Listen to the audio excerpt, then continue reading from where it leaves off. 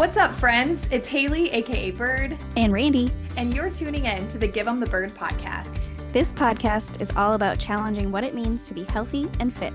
It's about celebrating sustainable behavior change and non-scale victories. And most importantly, it's about giving the bird to the diet industry and societal expectations of body size. Why? Well, because at the end of the day, you have an entire life to live that does not require your body look a certain way. Thanks for tuning in. Now, let's give 'em the bird. Hello, everyone, and welcome back to another episode of GTB. This week, Haley and I are kicking off kind of a two-parter. So this week and next week will go hand in hand. We wanted to talk about some red flags when it comes to your relationship with exercise. And then next week, we thought we'd talk about, once you've identified if you have some of those red flags, how do you kind of take a step back, reevaluate, and maybe get back to it in a healthy way? So this week, again, kind of talking about those red flags, and we have talked about some of these things before, but we thought it's worth revisiting because these things might come up for you over and over again throughout your life, just as you go through different periods. And so it's always good to reassess. And so, Haley, I wanted to ask Randy, you to maybe give us one of your first red flags.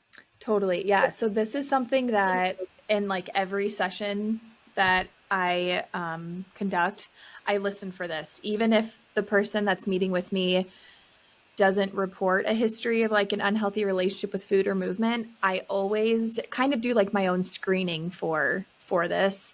And sometimes I will just ask like, what's your relationship with exercise look like? And then sometimes I get these looks like, what are you talking about? Because nobody's ever asked them that. It's like an interesting concept. What does that even mean? Yeah, my relationship with exercise, I don't have one of those. So, but you do. So I think the first thing that I always listen for is any sort of like lack of flexibility. And I think that could be, lack of flexibility in terms of the days of the week that you work out. Like, do you have to work out X amount of days per week? Or does it have to be Monday, Wednesday, Friday? So like rigidity and structure that way and like schedule, but also within your workout, are you able to modify? Are you able to, even though maybe if you're following like a program, it says to do 3 sets of 10 of these 6 different exercises.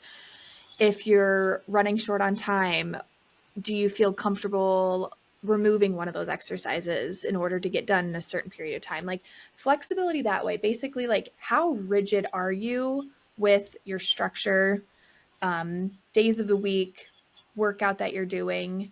What does that look like? And then what comes up when that rigidity or that structure is broken? Like if you're sick, what comes up? If you get injured, what comes up? If, again, you don't have enough time to do your workout, what comes up? And is that a lot of guilt, a lot of anxiety, a lot of like, oh, fuck, like big ass red flags popping up for me. So those are some of like the first things I really listen for. Lack of flexibility, really rigid. And then this having some sort of like response when we can't follow that structure. Does that make sense? Yeah. Oh, yeah, for sure. I definitely have resonated with that myself in the past and know people that struggle with being flexible or giving themselves a freaking break when they are sick or injured. It's kind of crazy to me, the things that I've heard people say in the past when they're injured or sick and like still go to the gym. Yeah. I remember there was an advertisement for a local gym. I think it was a local gym. Yeah. This was probably like 2 years ago or something. And it was somebody that was in a boot, like they had like a boot, you know what I'm saying? Like a boot, like you injured your foot boot. Right. Working out in snow boots. Not enough. Not enough. My God. So on one, they're doing an RDL, which if you're not familiar with Romanian deadlifts, it's an exercise where you're working your lower body, you hinge at your hips and like the dumbbells go down towards the floor, et cetera. It doesn't really matter. Anyhow, they're doing an RDL. They're wearing a boot on one foot. And the whole idea was like, no excuses. Yeah. We but work there out are, even when we have a stress fracture, like but even when there we should be break our feet. excuses. Yeah. Yeah, yeah. It's like maybe that's why you broke your foot. Like Right. maybe, um yeah, I And maybe remember don't label them as excuses because that has a negative connotation. Like spinning it to be, yeah, giving your body the rest it deserves so that you don't injure yourself is not an excuse. yes. No, it's a reason. It is a Right. very legitimate reason. Yeah. I that was one I remember I sent it to my sister Leslie and I was like, "What the actual fuck? Like what? This Make is it make so sense. yeah. Yeah. So yeah, those are some big things. And yeah, and I always like to say like a little caveat. It is one thing when you can't make your workout and you're like, oh damn, like I'm bummed that I can't go, or like I'm kind of pissed that I have to rearrange some things. Like that kind of Mhm. sucks, or whatever it might be. That is totally different than like, oh my God, my day is ruined. Like, what am I going to do? When am I going to get that workout in? That's going to make like next week off and then my month off. And like, but I was going to go out to eat this day. And now if I'm not working out, like, woo hoo hoo, when Yeah. we freaking Spiraling. spiral. Yeah. So Mhm. those are some big ones. I also think, well, I should ask you, are there big ones that come up to mind for you that you can think of? Well, so you're probably going to have more than me because you probably see this in your students that you work with, but Mm-hmm. you just kind of reminded me of one that I had thought of. And, it's probably a little bit of both relationship with food and exercise, but using exercise to make up for something that you've eaten. Mm-hmm. Um, like, oh, I just like indulged at lunch, so I have to go for a second workout today. Like, Uh-huh. that's not what it's for. Right. Yeah, that's a big one that I have. Like I call it like kind of coupling food and movement. Mhm. Or like we should work to decouple them. That's a huge one.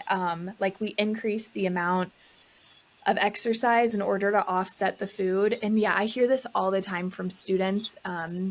Like, not every student chooses to drink, but some of the students that I work with who they go out on a Friday and then Saturday it's like, oh, I need to like I drank so much last night, or like we got Marco's. I need to like work out extra hard today, whatever it is. Oh, Marco's grilled cheese. Oh, I Right. hope that's still like a thing in downtown Iowa City, but I don't know, haven't Oh, been. I'm pretty sure it is. It's gotta be. It's It's gotta got to. be. So yeah, the coupling of food and movement, and you're right. I think that that's typically indicative. If I hear that too, it's like, okay, we're gonna also, which I explore relationship with food too when I'm meeting with students solely for exercise, because Mhm. it's like they do go hand in hand, right? And we don't want to use exercise to undo the food. Like that's like you said, that's not the point of it. Right. So yeah, that's a really big red flag. And I also think just like what rules do you have about what counts as exercise, right? Like we use the Yes. term movement a lot. I choose movement over like physical activity or exercise often, simply because when we think about exercise, and I know I've mentioned this like probably on 5 other episodes, but our Mhm. mind goes to something really like traditional quote unquote exercise in a gym, using equipment, really sweaty, working hard, like kind of Mhm. uncomfortable in like a muscular sense. But when we think about movement, way more people like that opens up the doors for what counts, right? That could be biking, it could be dancing, it could be like playing soccer with your kids in the yard, etc., right? Mhm. So, what counts as exercise or movement for you? Does going on a post dinner walk with your family count as exercise or not, because you don't sweat, you don't really get your heart rate up a ton, and like it's Mhm. not super structured. Um, and the amount of rules that people have about what counts is like, Mhm. my God, like it is, how do you even like how does exercise even fit into your routine if it has to be Right. a certain length of time? Even some people like, well, I didn't wear like fitness clothes, so it didn't count. Like Oh, I've even ah, heard that before, oh my so gosh. yeah, I don't know, did you ever have any rules around that? Because I know like I did personally, but any rules about like what Oh, I counts think I as still exercise? do. I think I Mm-hmm. still actively have that. Oh yeah. Logically, I know that that's not, I need to ditch that. And, I will happily tell other people that, but it's just something, it's just a mental block in my mind. It's like, I haven't been traditionally exercising lately. but nor have I been moving, because to me, I'm just like, it's not worth it because it's not actually exercising, which is terrible. I Yes. want to get away from that, but that's just where I'm at right now. And, that's something that I'm working on. And I've gotten to a point in the past where, I would go on walks and stuff and feel good about that. But I don't know. It's just one of those things I think that comes and goes in waves for me, which again is why it's good for us to talk about this more than once. Yeah. Yeah, that count that the one you just said of like what's the point if Mhm. fill in the blank. What's the point if I'm not going to sweat? What's the point if it's not going to be an hour? Or if What's I the can't do it point? every day this week. Hmm. Yes, yeah. And I think that that gets to another big one is motivation, right? Like what is your motivation for engaging in movement, exercise, whatever. We'll use the word interchangeably for this episode. Like Yep. is your motivation, and again, GTBers, you guys know, you all know this one. Like is our motivation solely about body size changes? Because if it does, that's going to put a lot of rules on what counts. Like yeah, if we are solely exercising to burn as many calories as possible, then probably that like short 15-minute walk down to the post office and back, well, it's not going to burn a lot of calories, so it probably doesn't count as exercise, right? Or like, Hmm. yeah, that short walks, I'm not going to sweat a lot, so it's not going to burn a lot, et cetera, et cetera. Yep. So if we can check in with what's our motivation and is it beyond the scale, beyond our body size, that is like a beautiful thing. So a red flag for me is um, when I flat out ask, like, tell me more about like what's your motivation or why now? Like, why do you want to get active now? And they're like, I want to lose weight. I want to change my body size. It definitely takes some more exploring because I don't think wanting necessarily using exercise to change your body is inherently wrong. There's a lot that goes into it. Hmm. Um, but it's worth exploring, and that can be like another red flag. And again, I think it just like takes the fun out of movement when Hmm. only certain things count because we're only engaging in things that burn the most calories, change our body the most, etc. So that's Yep. another big one, motivation. Yep. That just reminded me too of like maybe 2 weeks ago or so, my daughter wanted to go on a walk. So I went on a walk with her. Um, but before I went, I had to put on my watch and I had to start, uh, exercise session on Hmm. it, because otherwise it didn't count for me Yes. unless I Hmm. tracked it and recorded it, which, ugh, I hate that one. Mm. But it's still kind of a rule for me that I'm trying to ditch. Yeah. And so that also makes me, I mean, that kind of gets back to like I wasn't wearing tennis shoes, so it didn't count as a walk. Like I was Right. just wearing my sandals, like when I Mhm. walked my dogs. It's like, but it doesn't change the fact that like it was a walk around town, you know? Right.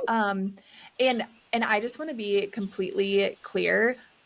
I am right there with you. Exercise has always been it's always been a food and movement has it's always been a difficult thing for me. Mhm. Now I'm not at a point where it's as strong just because I have just allowed exercise to be on the back burner because mentally like it feels just like another to do for me, which can Mhm. be another indicator of like if you're feeling obligated to move Mhm. for whatever reason, I think that might be another indicator. Because again, we want exercise to be enjoyable. We want to look forward to it. And if we just feel like, I have to do this thing for whatever reason, like that's another sign that not necessarily that your relationship is unhealthy with movement, but that you're not doing the right thing for you. You know what I Right. mean? Right. But yeah, I just want to be clear for listeners. Like I am no, I wanted to say no golden pony. I don't know why. I totally made that up. I've I have never never heard, heard that, but I love it. I've absolutely never heard that before.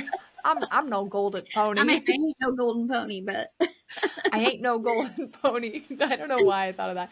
But like I absolutely still notice these things coming up. And Mhm. so I think again, like you said, it's really good to revisit and to ask ourselves like some of these important questions of do I feel guilty or what would happen if I didn't exercise for a week or when I Mhm. go on vacation and there's not a gym available, how does that make me feel? Like, am I fine taking a break? Sure. Um, another one that I love, and we've, you know, said it many times on the podcast is, and I think it gets to our motivation or like our intention is, if I knew that no matter how I moved, the size and shape of my body would never ever change, would I continue to work out in the way that I do? And as I always say, if your answer is yes, yay, that's good. That tells you that like Mhm. you're intrinsically motivated, you like what you're doing. Even if weight loss or body size changes, you feel like you still would like to see those as a result of exercise. They're at least not your main motivator, and that's positive. Right. If you find that the answer is no, I wouldn't be engaging in this. Ooh, red flag, my love. Big old red Mhm. flag. And that's a chance to go back to the drawing board, I think. For sure. For Yeah. sure.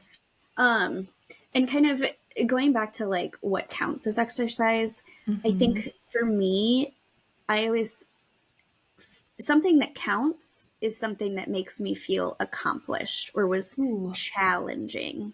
Mm. So if it wasn't challenging, like going for a walk, then for me, it doesn't count. Mm. That's So that's interesting. something I need to like get over too. Mm-hmm.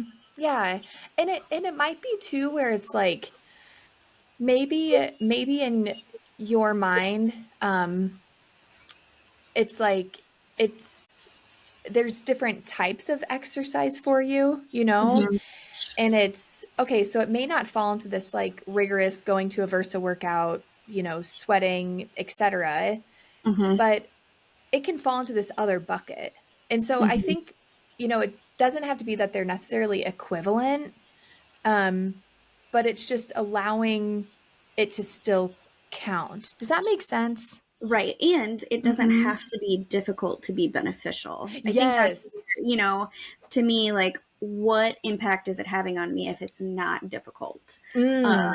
Which obviously there's physical benefits, which I need to remind myself of. But one thing we haven't talked about yet is like mental health benefits and things Mm-hmm. like that too. So yeah, Yeah. it's just kind of separating that out a little bit. Yeah, like this may not be an intense workout that's like like super challenging on my muscles and etc. But it's Hmm. really beneficial for my mental health. I'm getting outside in the case that you mentioned, like that connection with Evelyn, with your daughter, Hmm. and it's like there are benefits to movement beyond just, you know, the what structured intense exercise can provide us with. So yeah, I like that reminder. Like it doesn't have to be super intense in order for me to Hmm. get a benefit in it. Right. And being able to notice like, is the only benefit I'm looking for to challenge myself physically? Because that could be, Mhm. you know, again, I wonder if that might relate back to some body size stuff too. So yeah, that's a Yeah, good point. yeah.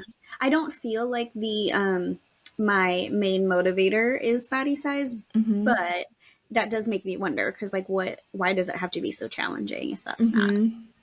Yeah, I don't know. Yeah, I bet it's probably just one of those, you know, very embedded rules. Hmm. That even if it's not related to body size, it's like kind of like, what's the point if it's not going to be really difficult?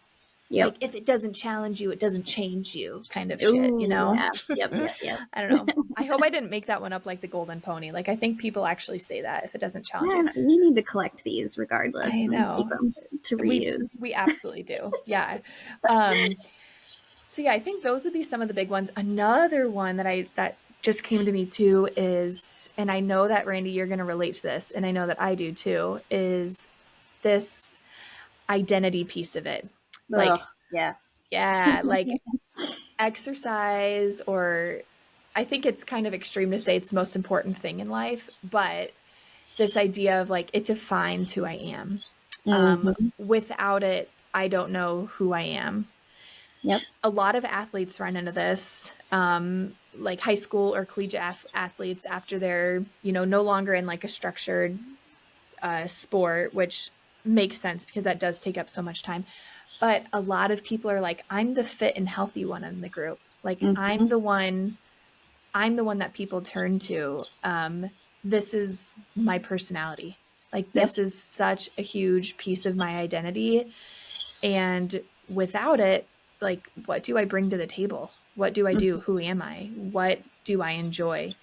And that can be really, really scary if our ability to engage in exercise is taken away from us, right? Because of injury, illness, whatever it might be.